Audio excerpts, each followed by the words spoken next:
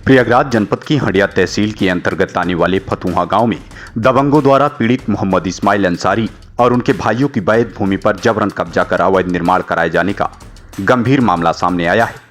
पीड़ित के अनुसार भूमि से संबंधित धारा 124 के अंतर्गत पूरी राजस्व प्रक्रिया पूर्ण हो चुकी है, जिसमें 7 जनवरी 2017 को पत्थर नस्ब की रिपोर्ट भी राजस्व अभिलेखों में दर्ज की गई थी।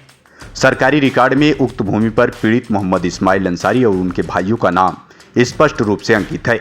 इसके बावजूद गांव के ही महादेव नामक व्यक्ति ने उस भूमि को टुकड़ों टुकड़ों में सूरज समेत अन्य लोगों को अवैध रूप से बेच दिया है। वर्तमान में वहां तेजी से अवैध निर्माण कराया जा रहा है।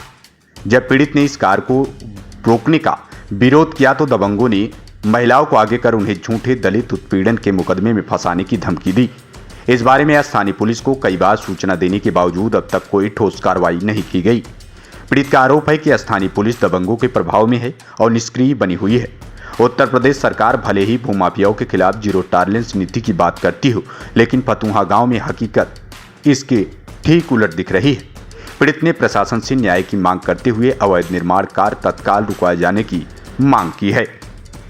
हमारे दादा बाबा पुरखों की ये ज़मीन है। ये ज़मीन जो है महादेव जबरदस्ती कब्जा किया है। जब हम जाते हैं तो हमें जो है वो 180 के मुकदमा का धोख देता है और हमारी ज़मीन पे जबरदस्ती कब्जा है। और ये हमारी ज़मीन जो है ज़बरदस्ती दूसरे के हाथ में 1.5 लाख के बेच भी दिया है। इसके पहले भी ये ज़मीन बेचा है।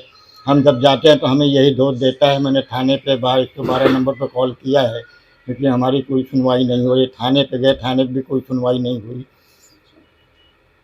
तो क्या चाहते हैं आप सरकार से? हम ये चाहते हैं साहब कि हमारा जो है, जो हमारी ज़मीन है, पुश्तों की ज़मीन है, इसकी जो है वो किया जाए।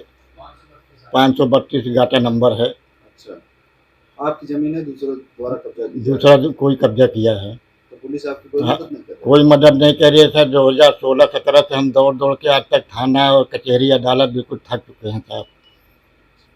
क्या नाम है आपका? मोहम्मद इस्माइल अंसारी।